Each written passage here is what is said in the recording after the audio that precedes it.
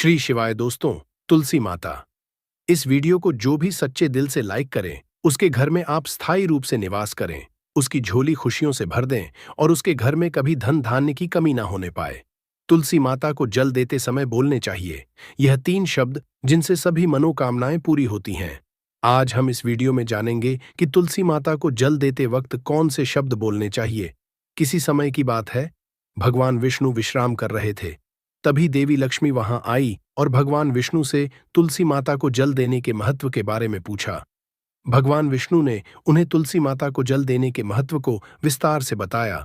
तब देवी लक्ष्मी ने कहा, हे स्वामी, आपने मुझे तुलसी माता के महत्व के बारे में बताया, लेकिन अब मैं यह जानना चाहती हूँ कि तुलसी माता को जल कैसे देना चाहिए, उनकी सेवा की सबसे श्रेष्ठ विधि क्या है और जल देते समय कौन सा मंत्र बोल चाहिए। भगवान विष्णु ने उत्तर दिया, प्रिय देवी, जैसा कि मैंने तुम्हें तुलसी माता के महत्व के बारे में बताया, उसी तरह तुलसी माता को जल देते समय बोला जाने वाला मंत्र भी बहुत महत्वपूर्ण है। यह मंत्र 3 शब्दों का है, लेकिन इसका असर अत्यंत शुभ और कल्याणकारी है। जो भी रोज तुलसी माता को जल देते समय इन 3 शब्दों का उच्चारण करेगा, उसके घर में मां लक्ष्मी का वास होगा, उसकी दरिद्रता समाप्त हो जाएगी और उसे अपार धन धान्य की प्राप्ति होगी। मंत्र के महत्व को बताते हुए भगवान विष्णु ने कहा, इस मंत्र का महत्व सुनने से ही मनुष्य के सभी पाप नष्ट हो जाते हैं। उसे हजारों वर्षों तक तुलसी माता को जल देने के पुण्य का फल मिलता है। फिर भगवान विष्णु ने देवी लक्ष्मी को एक कथा सुनाई। उन्होंने कहा, दक्षिण दिशा में यमनगरी नामक एक नगर था, जहां रमेश नाम एक ब्राह्मण रहता था। वह अत्यंत पापी और गलत कामों में लिप्त व्यक्ति था। जन्म से ब्राह्मण होते हुए भी वह धार्मिक कार्यों से दूर रहता था। ना वह पूजा करता, न ध्यान, न जप और ना ही किसी का सत्कार करता। वह मदिरापान और मांसाहार भी करता था और हमेशा अनैतिक कार्यों में व्यस्त रहता था। और वह ब्राह्मण दिन में खेत में काम करके पत्ते बेचकर अपनी जीविका चलाता था और रात में वेश्याओं के पास जाता था। इस तरह उसने अनेक वर्षों तक अपना जीवन इसी पापपूर्ण तरीके से बिताया। फिर एक दिन वह दुर्बुद्धि ब्राह्मण पत्ते इकट्ठा करने के लिए एक आरशी की वाटिका में पहुंचा और पत्ते तोड़ने लगा। तभी एक काले सर्प ने, जो काल के रूप में वहां उपस्थित था, उसे काट लिया। उसी समय उसकी मृत्यु हो गई। उसकी मृत्यु के तुरंत बाद यमराज के दूत वहां प्रकट हुए और उसकी आत्मा को लेने के लिए आए। वे उसे यमलोक ले जाने लगे। मार्ग में वह ब्राह्मण यमदूतों के सामने रोने और विलाप करने लगा। उसने कहा, हे दूतों, मुझे कहां ले जा रहे हो? मुझे छोड़ दो, मेरे प्राण बचा लो। लेकिन यमदूत बोले, अरे पापी ब्राह्मण, तेरे दुष्कर्म के कारण तुझे यह दंड मिला है। अब यमराज तुझे घोर नरक में डालेंगे। यमलोक पहुंचने पर चित्रगुप्त ने उस ब्राह्मण का पूरा लेखा जोखा प्रस्तुत किया। उन्होंने कहा, हे धर्मराज, इस ब्राह्मण ने अपने पूरे जीवन में केवल पाप किए हैं। इसने कभी कोई पुण्य कार्य नहीं किया। धर्मराज ने दूतों से कहा, हे दूतों, इस घोर पापी ब्राह्मण को नरक में डाल दो। इसे अपने कर्मों का फल भोगना होगा। यमदूत उस ब्राह्मण को नरक में ले गए और उसे भयंकर अग्नि में धकेल दिया। वह कई वर्षों तक नरक की यातनाएं सहता रहा। इसके बाद उसे अगले जन्म में बैल के रूप में जन्म मिला। बा का शरीर पाकर उसने भारी बोझ उठाने का कार्य किया। उसका मालिक उससे दिन रात काम करवाता था। जब उसकी शक्ति समाप्त होने लगी तो मालिक ने उसे एक लंगड़े आदमी को बेच दिया। वह लंगड़ा आदमी उस बैल का उपयोग अपने बोझ उठाने के लिए करता था। बैल ने 8 वर्षों तक उसकी सेवा की। फिर एक दिन वह बैल लंगड़े आदमी को लेकर एक ऊंचे पर्वत पर चढ़ा। अधिक परिश्रम और थकान के कारण वह बैल मूर्छित होकर गिर पड़ा और अंतिम सांसें लेने लगा। वहां खड़े लोगों को उस बैल पर दया आ गई। उन्होंने उसके मुख में पानी डालने का प्रयास किया। उसी भीड़ में एक पुण्यात्मा व्यक्ति भी था। उसने अपने पुण्य का थोड़ा भाग उस बैल को दे दिया। इसे देखकर अन्य लोगों ने भी अपने अपने पुण्य उसे देना शुरू कर दिया। उसी भीड़ में एक वेश्या भी खड़ी थी। सभी अपना पुण्य उस बैल को देकर उसका उद्धार करने का प्रयास कर रहे थे। यह देखकर उसने भी अपना पुण्य उस बैल को दे दिया। कुछ देर बाद उस बैल की मृत्यु हो गई। फिर उस स्थान पर यमदूत आए और उस बैल के शरीर से उस ब्राह्मण की आत्मा को निकालकर यमलोक ले गए। यमलोक पहुंचने पर उसे यमदेव के सामने प्रस्तुत किया गया। चित्रगुप्त ने जब उसका लेखा जोखा देखा तो वे चकित रह गए। वैश्या के द्वारा दिए गए पुण्य के कारण उसके सभी जन्मों के पाप नष्ट हो चुके थे। यमदेव ने कहा, हे ब्राह्मण, उस वैश्या ने तुझे अपना पुण्य देकर तुझ पर बड़ा उपकार किया है। उसी के पुण्य के असर से तुम्हारे सभी पाप नष्ट हो गए हैं, इसलिए अब तुम्हें फिर से मनुष्य जन्म प्राप्त होगा। इस तरह वह ब्राह्मण पृथ्वी पर एक उत्तम ब्राह्मण कुल में जन्म लेता है। उस महापुण्य के असर से उसे अपने पूर्व जन्म की सारी बातें याद आने लगती हैं।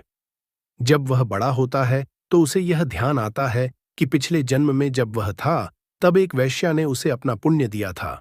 उसके मन में उस वैश्या के बारे में जानने की उत्सुकता जागती है। वह वैश्या का पता लगाकर उसके नगर में पहुंचता है। वहां वह वैश्या, जो अब बूढ़ी हो चुकी थी, उसे मिल जाती है।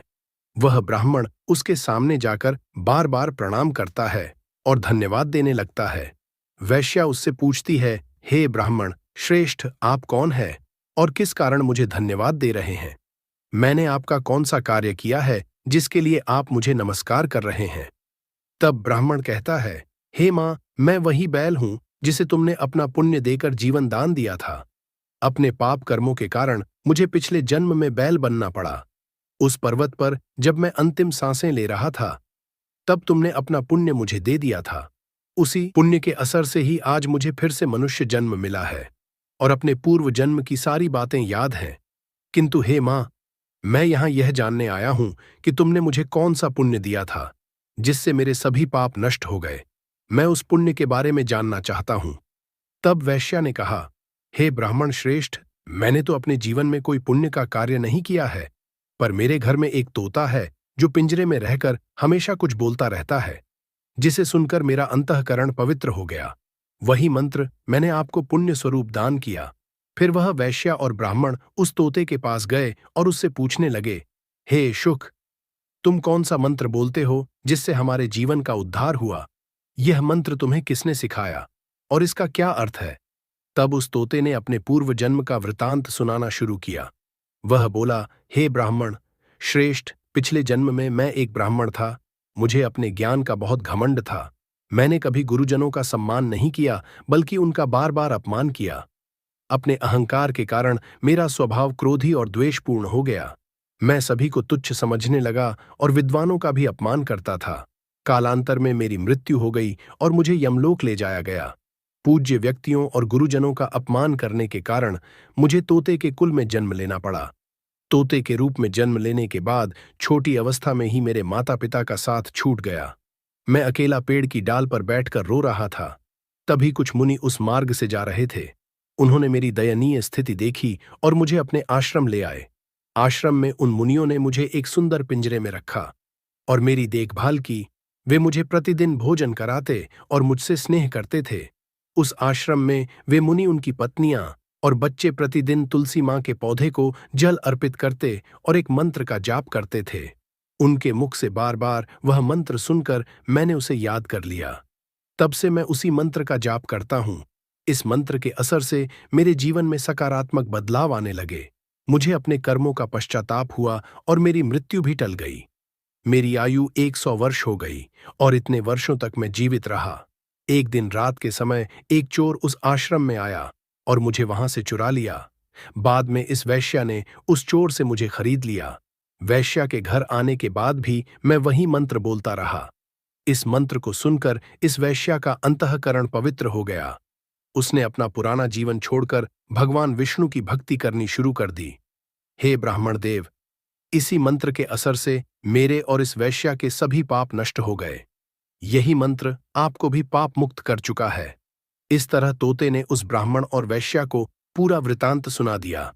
यह ब्राह्मण और वैश्या दोनों बहुत प्रसन्न हुए। उन्होंने तय किया कि अब वे प्रतिदिन तुलसी मां को जल अर्पित करेंगे और उस मंत्र का जाप करेंगे। कुछ समय बाद उस ब्राह्मण, वैश्या और तोते ने मंत्र के असर से दिव्य विमानों में बैठकर विष्णु लोक की यात्रा की। भगवान विष्णु ने देवी लक्ष्मी से कहा, हे देवी, देखा आपने, केवल तुलसी मां के मंत्र के असर से उस तोते, वैश्या और ब्राह्मण के सभी पाप न हो गए। इसीलिए हर व्यक्ति को प्रतिदिन तुलसी मां को जल अर्पित करते हुए इस मंत्र का जाप जरूर करना चाहिए। वह मंत्र इस तरह है, ओम वृंदावन स्वाहा, ओम वृंदावन स्वाहा। जो स्त्री प्रतिदिन तुलसी मां के सामने इस मंत्र का उच्चारण करेगी वह सौभाग्यशाली बनेगी। जो पुरुष इसका जाप करेगा उसे अक्षय धन की प्राप्ति होगी। जिस घर में प्रतिदिन तुलसी माँ की पूजा होगी, वहां लक्ष्मी जी का सदा स रहेगा। तुलसी माँ का यह मंत्र फलदायी और सिद्धियों को प्रदान करने वाला है। स्त्रियों को स्नान के बाद बाल बांधकर मांग में सिंदूर लगाकर तुलसी माँ को जल चढ़ाना चाहिए। साथ ही तुलसी माँ की परिक्रमा करनी चाहिए। शाम के समय तुलसी माँ के पास दीपक जलाने से घर में सुख समृद्धि आती है। भगवान विष्णु की पूजा तुलसी माँ के बिना अधूरी है।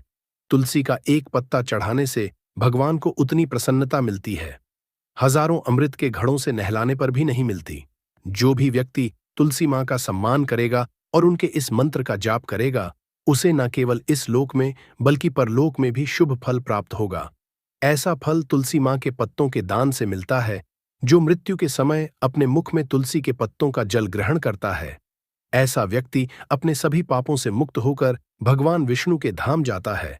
भगवान विष्णु कहते हैं, पूर्णिमा अमावस्या, द्वादशी और सूर्य संक्रांति के दिन मध्याह्न काल, रात्रि और अशौच के समय तेल लगाकर बिना स्नान किए अथवा बिना हाथ पैर धोए रात्रि के वस्त्र पहनकर तुलसी के पत्ते तोड़ना महापाप होता है। श्राद्ध, व्रत, दान, प्रतिष्ठा और देव पूजा के लिए तोड़े गए तुलसी के पत्ते 3 रात तक पवित्र रहते हैं। तुलसी के पत्तों को बिना नष्ट किए उसके अग्रभाग को तोड़ना चाहिए। तुलसी की मंजरी, जो सभी फूलों से श्रेष्ठ मानी जाती है, उसे तोड़ते समय पत्तियों का होना आवश्यक है। पौधे को बिना हिलाए केवल अग्रभाग को तोड़ना चाहिए ताकि पूजा का फल और बढ़े। तुलसी के पत्तों को कभी नाखून से नहीं तोड़ना चाहिए, क्योंकि इससे पाप लगता है। रात्रि के समय तुलसी के पौधे को छूना या उसके पत्ते तोड़ना अशुभ समझा जाता है, क्योंकि रात्रि में वह निद्रा अवस्था में होती है। गुरुवार को तुलसी के पौध में थोड़ा कच्चा दूध अर्पित करें और इस दौरान ओम नमो भगवते वासुदेवाय नमः मंत्र का जाप करें। तुलसी के पौधे के पास शालिग्राम रखें और तिल चढ़ाएं। शालिग्राम पर तुलसी के पत्ते रखकर चंदन का तिलक करें। अगर कोई महिला मासिक धर्म में है तो तुलसी की पूजा से बचे, क्योंकि इस समय तुलसी को छूना पाप होता है, जिससे महिला की दुर्गति हो सकती है। भक्तों, इस तरह भगवान विष्णु ने देवी लक्ष्मी को तुलसी के जल देने के मंत्र का महत्व बताया। इस कथा को सुनकर कृपया कमेंट करके बताएं कि आपको यह कथा कैसी लगी। यदि यह जानकारी आपके लिए लाभकारी रही हो तो वीडियो को लाइक जरूर करें। अगर आप भी मां लक्ष्मी को अपने घर में लाना चाहते हैं तो कमेंट बॉक्स में जय मां लक्ष्मी, आपका हमारे घर में स्वागत है। तुलसी की मिट्टी से ये एक उपाय भगवान श्री हरि विष्णु और माता लक्ष्मी जी के आशीर्वाद से जीवन के हर कष्टों से तुरंत मिल जाएगी। आपको मुक्ति, आपकी हर मनोकामना होगी पूरी और दोस्तों खुशियों से भर जाएगा। आपका घर बन जाओगे, आप करोड़पति। क्योंकि दोस्तों, इस बार साल बहुत सारे शुभ योगों का निर्माण हो रहा है, जो कि कई वर्षों बाद आया है। इसीलिए दोस्तों, इस दिन का महत्व बहुत ही ज्यादा बड़ा होता है और इस दिन आप लोगों को यह तुलसी की मिट्टी वाला उपाय जरूर करना चाहिए, जो कि पंडित जी ने अपनी अभी की ही कथा में यहाँ पर बताया हुआ है। तो दोस्तों, इस उपाय को आपको कैसे करना है, कब करना है, कहाँ पर करना है और उपाय को करते समय आपको किन किन बातों का ध्यान रखना है, ये सारी जानकारी हम आपको इस वीडियो में देंगे। तो चलिए दोस्तों, वीडियो में आगे बढ़ते हैं। देखिए, यह दिन इतना खास होता है, इतना महत्वपूर्ण होता है। देखा गया कभी कभी बड़े बड़े पूजा पाठ अनुष्ठान से जो मनोकामना पूर्ण नहीं होती है, वह एक छोटे से उपाय करने से ही आपकी सभी मनोकामना पूर्ण हो जाती है। और बहुत सारे लोगों ने इस उपाय को किया भी है और उनको इस उपाय को करने का फल भी जरूर मिला है। अगर आप लोग भी करना चाहते हैं तो आप इस उपाय को पहले अच्छे से समझ लेना, सुन लेना, उसके बाद करना। आपको इस उपाय का फल जरूर मिलेगा और इस उपाय को करने से आपके घर में चाहे किसी भी तरह की दुख और परेशानी क्यों ना चल रही हो, आपको उसका कारण भी नहीं पता है कि दोस्तों ये परेशानी किस कारण से चल रही है, तो उसका कुछ भी कारण हो सकता है। जैसे पितृदोष हो सकता है, शनि दोष हो सकता है या किसी भी तरह का मंगल दोष भी हो सकता है। और भी बहुत तरह होते हैं, कुछ भी हो सकता है। पर आपको इस उपाय को करने के लिए अपने दोष को पता लगाने की भी जरूरत नहीं है। इस तुलसी की मिट्टी वाला उपाय को आप लोगों को कर लेना है। दोस्तों, अब हम समझते हैं इस वाले उपाय को हमें करना किस समय है। तो सबसे पहली बात दोस्तों, हम समझते हैं कि यह तुलसी की मिट्टी वाला उपाय करना किसको है। तो देखिए, यहाँ पर सीधी सी है कि यह तुलसी की मिट्टी वाला उपाय जो उपाय है, ये किस लिए किया जा रहा है। यह मनोकामना को पूर्ण करने के लिए किया जा रहा है, या आपके जीवन में जो दुख और परेशानियां हैं उनको दूर करने के लिए किया जा रहा है, या आपका कोई बड़ा काम है जो कि नहीं हो पा रहा है, आप उसके लिए इस उपाय को कर सकते हो। तो सीधी सी बात यह है कि आप अपनी किसी भी तरह की मनोकामना के लिए इस वाले उपाय को कर सकते हो।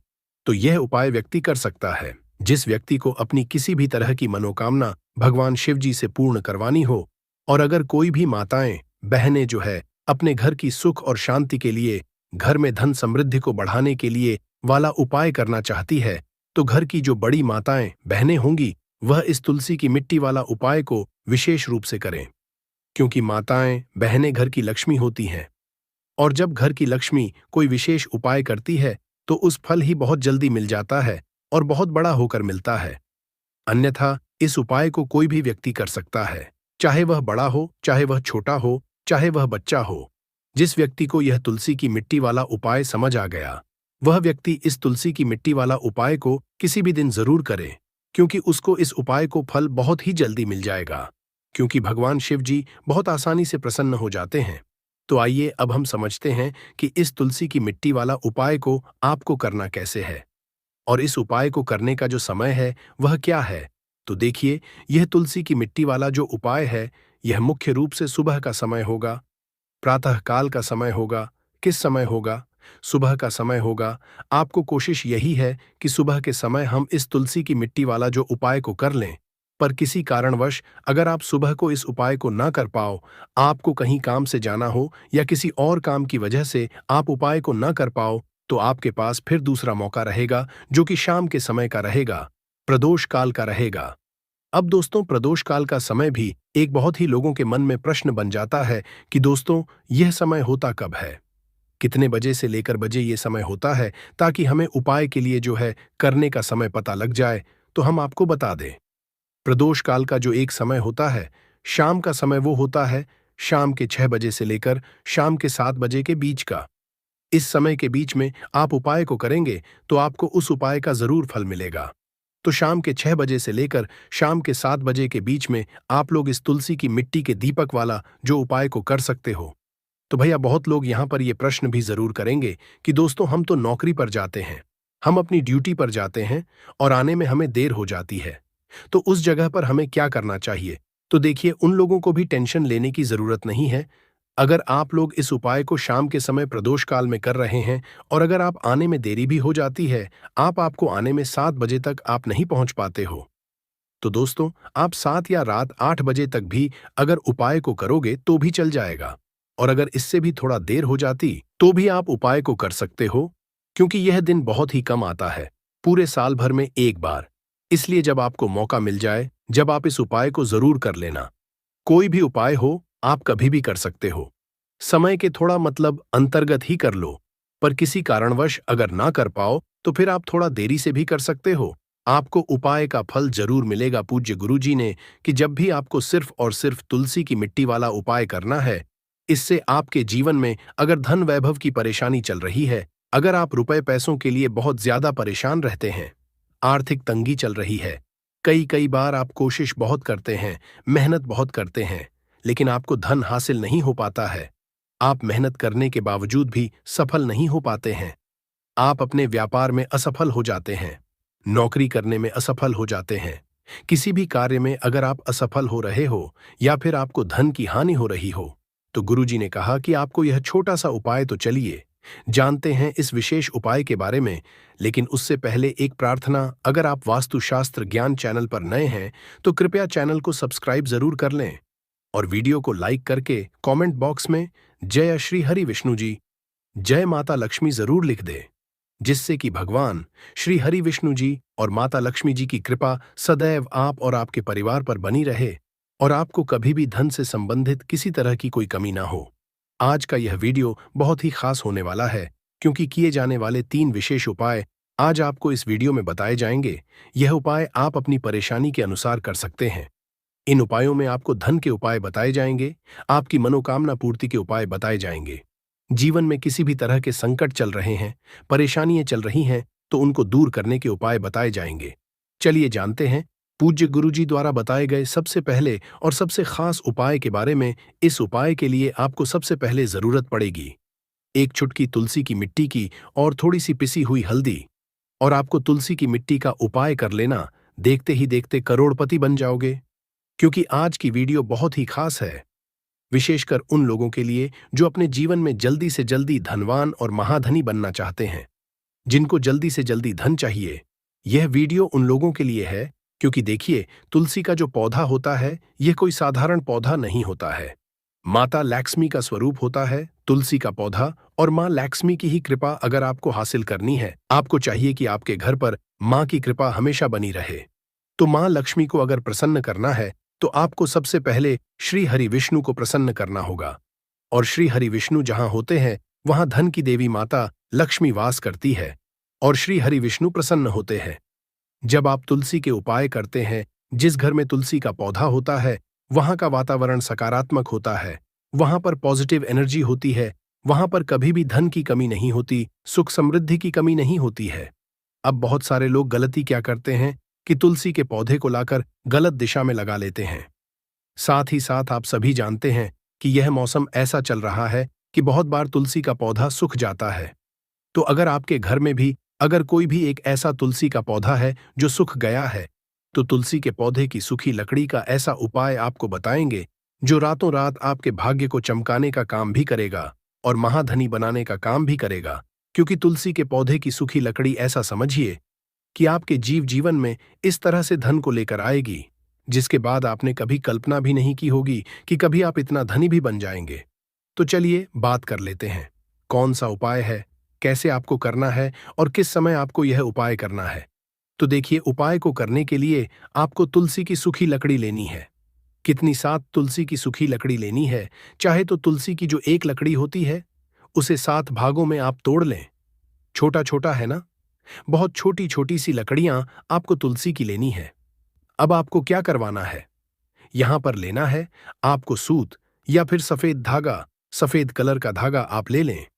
ये जो सूत आता है, जिसे हम मौली धागा कलावा बोलते हैं, वो आपको लेना है। अब आपको क्या करना है कि अच्छे से इन 7 तुलसी की लकड़ी को सूत या फिर सफेद धागे से बांध देना है। गोल गोल करके उसको 7 लकड़ी को आपको बांध देना है। बांधने के बाद 7 लकड़ी को आपको अपने घर के मंदिर में श्री हरि विष्णु जी के सामने रख देना है। न किस दिन अब एक देसी घी का दीपक आपको जलाना है। श्री हरि विष्णु के सामने दीपक जला देंगे। अब आपको ये मंत्र बोलना है। कौन सा मंत्र है? ओम नमो भगवते वासुदेवाय नमः, ओम नमो भगवते वासुदेवाय नमः मंत्र बोल लेंगे। इसके बाद आपको क्या करना है, थोड़ी सी हल्दी लेनी है और उस हल्दी के अंदर थोड़ा सा जल मिलाकर उसका तिलक आपको तुलसी जी के पौधे पर जो लकड़ियां हैं न 7 उसके ऊपर लगाना है, श्री हरि विष्णु को लगाना है हल्दी का ही। अब आपको क्या करना है, उन 7 लकड़ियों को अपने घर के मंदिर में ऐसे ही रखा रहने देंगे। अगले दिन शुक्रवार के दिन आपको 7 लकड़ियों को उठाना है और इसे अपनी तिजोरी में आपको रख देना है। कहां पर रखना है? जहां पर आप अपना धन रखते हैं, रुपया रखते हैं, पैसा रखते हैं।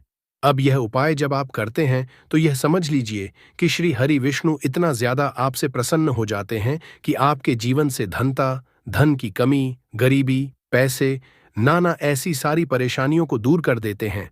जो लोग इस उपाय को करते हैं वह करोड़ों में खेलते हैं, करोड़ों में आप भी खेलेंगे। अगर यह उपाय आप पूरी सच्ची श्रद्धा के साथ किसी भी दिन कर लेंगे। एक ही बार आपको यह उपाय करना है, करके देख लीजिए। इसका रिजल्ट आपको ऐसा मिलेगा ना कि आप अपने जीवन में विश्वास नहीं कर पाएंगे कि कैसे आपके पास धन आ रहा है, कहां से आ रहा है। आपको खुद भी लगेगा इतने रास्ते आपके जीवन में धन आने के खुल जाएंगे कि जहां से आपको लगातार हमेशा धन हासिल होता रहेगा। बस पूरी सच्ची श्रद्धा से आपको श्री हरि विष्णु के ऊपर विश्वास करके यह उपाय करना है। तो चलिए अब जल्दी से बात कर लेते हैं अपने दूसरे उपाय की। देखिए, बहुत बार क्या होता है कि घर में जो पैसा आ रहा होता है, अचानक से वह पैसा आना रुक जाता है। अचानक से पैसे की बर्बादी शुरू हो जाती है। अचानक से घर में बीमारियां बढ़ने लगती है। ऐसा होता है आपके घर में जब नेगेटिव एनर्जी, नकारात्मक ऊर्जा कहीं ना कहीं बढ़ जाती है या फिर किसी की नज़र घर को लग जाती है, तो इन चीज़ों को दूर जब तक आप नहीं करेंगे, आपके घर में पैसों की बर्बादी बंद नहीं होगी। आपके पास धन नहीं आएगा, क्योंकि नज़र लगती है तो घर में पैसा आना भी बंद हो जाता है। अब आपको ये तुलसी की लकड़ी का ही उपाय करना है और फिर देखिए, आपके जीवन में भी आपके अटके हुए काम है वह भी बनेंगे और आपके घर में पैसा भी आएगा और आपके घर में जितनी भी परेशानियां आ रही हैं वह सारी परेशानियां भी दूर हो जाएंगी। करना क्या है, तुलसी की लकड़ियां लेनी है। आपको कितनी लेनी है, यहाँ पर आपको तुलसी की छोटी छोटी सी 7 लकड़ियां लेनी है। तो तुलसी की सूखी 7 लकड़ी आपको लेनी है और साथ ही साथ सफेद रंग का धागा लेना है या फिर सूत लेना है, जो जिसे हम बोलते हैं अच्छे से। उन 7 लकड़ियों को आपको बांध देना है। बांध दिया, अब आपको क्या करना है, थोड़ा सा गंगा जल लेना है। अब गंगा जल के अंदर आपको इन 7 लकड़ियों को डाल देना है। डाल दिया। अब इसी गंगा जल का छिड़काव आपको तुलसी की इसी लकड़ी से जो आपने बांधी है, सूत धागे में या सफेद धागे से, इसी लकड़ी से आपको गंगा जल का छिड़काव करना है। अपने पूरे घर में कहां कहां जितने भी कमरे हैं, सभी जगह पर, मुख्य द्वार पे भी ना, शौचालय वॉशरूम को छोड़कर। अब देखिए, पहले तो आपने इसमें गंगा जल ले लिया। दूसरा, आपने तुलसी की लकड़ी ले ली। गंगा जल जो होता है, ये महादेव से जुड़ा हुआ है। साथ ही साथ आप सभी जानते हैं, गंगा जल अपने आप में बहुत चमत्कारी होता है, बहुत पवित्र होता है। तुलसी की लकड़ी जो कि साक्षात माता लक्ष्मी का स्वरूप है। जब आप तुलसी की लकड़ी से गंगा जल का छिड़काव अपने घर में करते हैं, इससे बड़ा कोई उपाय है तो वह तुलसी की सूखी लकड़ी वाला उपाय है। तो दोस्तों, मंगलवार के दिन आप लोगों को इस तुलसी की सूखी लकड़ी वाला उपाय को जरूर करना है। बहुत सारे लोग होंगे जिन लोगों ने इस उपाय को ना किया हो, मतलब पूरा साल निकल गया, उन्होंने किसी भी दिन इस तुलसी की सूखी लकड़ी वाला उपाय को ना किया हो। पर दोस्तों, आपके पास एक आखिरी मौका बचा हुआ है, जो कि 13 मई मंगलवार के दिन है। इस दिन आप लोगों को इस वाले उपाय को जरूर कर लेना है। भले ही आपने पूरे महीने भर इस उपाय को ना किया हो, पर अगर आपने इस ज्येष्ठ महीने के मंगलवार के दिन अगर इस वाले उपाय को कर लिया, तो आपको इस उपाय को करने का वह फल मिलेगा जिसकी आपने कभी कल्पना भी नहीं करी होगी। इसीलिए आप लोग इस वाले उपाय को एक बार जरूर कर लेना है, ताकि आप लोगों के हाथ से यह मौका ना जा सके और आपको इस उपाय को करने का फल मिल सके। दोस्तों, यह उपाय पंडित जी ने अपनी अभी की ही श्री शिव महापुराण की कथा में बताया है। जी, इस उपाय को आज हम आपको बहुत अच्छे से समझाने वाले हैं। इस वीडियो को देखने के बाद इस उपाय को समझने के लिए आपको कोई और वीडियो को देखने की जरूरत नहीं पड़ेगी। तो चलिए दोस्तों, उपाय को शुरू करते हैं। देखिए, यह इस ज्येष्ठ महीने के मंगलवार के दिन यह इतना खास होता है, इतना महत्वपूर्ण होता है। देखा गया है, कभी कभी बड़े बड़े पूजा पाठ अनुष्ठान से जो मनोकामना पूर्ण नहीं होते, वह ज्येष्ठ महीने की मंगलवार के दिन एक छोटे से उपाय करने से ही आपकी मनोकामना पूर्ण हो जाती है। और बहुत सारे लोगों ने इस उपाय को किया भी है और उनको इस उपाय को करने का फल भी जरूर मिला है। अगर आप लोग भी इस उपाय को करना चाहते हैं, तो आप इस उपाय को पहले अच्छे से समझ लेना, सुन लेना, उसके बाद करना। आपको इस उपाय का फल जरूर मिलेगा और इस उपाय को कर लेने से आपके घर में चाहे किसी भी तरह की दुख और समस्या क्यों ना चल रही हो, आपको उसका कारण भी नहीं पता है कि भाई यह समस्या किस कारण से चल रही है। उसका कुछ भी कारण हो सकता है, जैसे पितृदोष हो सकता है या किसी भी तरह का मंगल दोष भी हो सकता है। तो इस दिन आप लोगों को यह वाला उपाय कर लेना है। यह एक ऐसा उपाय है जिस उपाय को अगर किसी विशेष दिन पर किया जाए, तो भाई उस विशेष दिन का जो है वह तो हमें मिलता ही मिलता है। पर हमने उस दिन पर इस उपाय को किया है तो हमें उससे भी बड़ा फल मिलता है, और फल बहुत जल्दी मिलता है, क्योंकि आप इस उपाय को बहुत ही बड़े और विशेष दिन पर कर रहे हो। तो चलिए अब उपाय के बारे में बात करते हैं, परंतु उससे पहले आप लोगों को यह जानना आवश्यक है कि आखिर यह उपाय किस समय करना है, किसको करना है और कैसे करना है। तो चलिए हम आगे आपको वीडियो में एक एक करके बता देते हैं। परंतु उससे पहले, अगर आप लोग हमारे चैनल पर पहली बार आए हैं या फिर मेरी आवाज आज पहली बार सुन रहे हैं, तो हमारे चैनल को सब्सक्राइब जरूर कर लेना और इस वीडियो को लाइक करके कमेंट बॉक्स में श्री शिवाय नमस्तुभयम ओम नमः शिवाय जरूर टाइप कर देना। तो दोस्तों, इस तुलसी की सूखी लकड़ी वाला उपाय को हमें इस मंगलवार के दिन कैसे करना है, किसको करना है, किस समय करना है और कहां पर करना है, ये सारे सवालों के जवाब आपको इस वीडियो में मिल जाएंगे। और जो यह वीडियो देखेगा भाई, उसको तुलसी की सूखी लकड़ी वाला उपाय जरूर करना चाहिए, क्योंकि इस दिन काला तिल का भी बहुत ही बड़ा और विशेष महत्व होता है। और जब बात आ जाए तुलसी की सूखी लकड़ी वाला उपाय की, तो यह सोने पर सुहागा वाली बात हो जाती है और यह एक बहुत ही बड़ा उपाय हो जाता है इस मंगलवार का। तो अब दोस्तों, इस तुलसी की सूखी लकड़ी उपाय को आखिर करना किसको है, सबसे पहले हम लोग वह बात जान लेते हैं। तो देखो, घर की जो बड़ी माताएं बहनें होती हैं, उन माताओं बहनों में से कोई भी एक बड़ी माता बहन इस वाले उपाय को कर सकती है। और दोस्तों, अगर आप चाहे तो अपने घर में से सभी सदस्यों को भी इस उपाय को करवा सकते हैं। अगर किसी व्यक्ति की खुद की कोई मनोकामना है, खुद की कोई दुख और परेशानी है, जो कि वह अपने लिए ही करना चाहता है, इस वाले उपाय को तो वह खुद अपने लिए भी कर सकता है। बाकी अगर कोई घर में से ऐसा है जो कि अपने पूरे घर परिवार की सुख और शांति के लिए यह वाला उपाय करना चाहता है, तो भाई वह भी कर सकता है। उसमें भी कोई दिक्कत वाली बात नहीं है। कहने का मतलब यह है कि इस उपाय को हर एक सदस्य भी कर सकता है, और पूरे घर परिवार के सदस्य के लिए घर की बड़ी माताओं बहनों में से कोई एक माता बहन भी कर सकती है। माताएं बहनें अगर घर में उपस्थित ना हो, या वह यह वाला उपाय ना कर पा रही हो, तो फिर घर का कोई बड़ा सदस्य भी इस तुलसी की सूखी लकड़ी वाला उपाय को कर सकता है। चाहे फिर वह पुरुष ही क्यों ना हो, उसमें कोई भी दिक्कत वाली बात नहीं है। उसके बाद में दोस्तों, जो अगला प्रश्न निकल कर आता है, वह यह आता है इस उपाय को लेकर कि आखिर इस उपाय को हमें किस समय करना है, सुबह के समय करना है कि शाम के समय करना है। तो देखो, इस वाले उपाय को आप लोग सुबह के समय भी कर सकते हो, और शाम के समय प्रदोष काल में भी कर सकते हो। अब अगर आप पूछो कि भाई साहब, सबसे उत्तम समय कौन सा रहेगा इस तुलसी की सूखी लकड़ी वाला उपाय को करने का, तो हम आपसे बस यही कहेंगे कि इस उपाय को आप सुबह के समय करेंगे तो ज्यादा बेहतर होगा। बाकी अगर प्रदोष काल, शाम के समय भी करेंगे तो भी अच्छा होगा। उसमें कोई भी दिक्कत वाली बात नहीं है। तो अब दोस्तों, जो अगली सबसे बड़ी और महत्वपूर्ण बात आती है, वह यह आती है कि सुबह अगर हम उपाय को करेंगे तो हमें कितने बजे से लेकर कितने बजे तक के बीच में करना है, और शाम के समय प्रदोष काल में करेंगे तो हमें कितने बजे से लेकर कितने बजे के बीच में करना है। तो देखो, सुबह जितनी जल्दी हो सके आप उपाय को करने की कोशिश करना।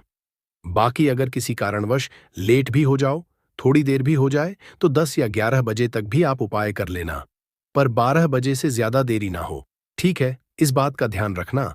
उसके बाद में दोस्तों, अगर शाम के समय प्रदोष काल की बात करें, प्रदोष काल का जो समय होता है, वह शाम के 6 बजे से शुरू हो जाता है। मतलब शाम के 6 बजे से लेकर 7 बजे के बीच का जो समय होता है, यह समय प्रदोष काल का समय होता है। तो आप इस उपाय को 7 या 8 बजे के बीच में भी कर सकते हो। मतलब शाम के 6 बजे से रात 8 बजे के बीच में आप कभी भी इस वाले उपाय को कर सकते हो। उसमें कोई भी दिक्कत वाली बात नहीं है। देखिए, यदि हम किसी भी तरह के उपाय को निश्चित दिन और निश्चित तिथि पर करते हैं, तो इसका हमें बहुत अधिक लाभ मिलता है, और इन उपायों को करने के बाद हमारे जीवन में बहुत अधिक परिवर्तन आता है।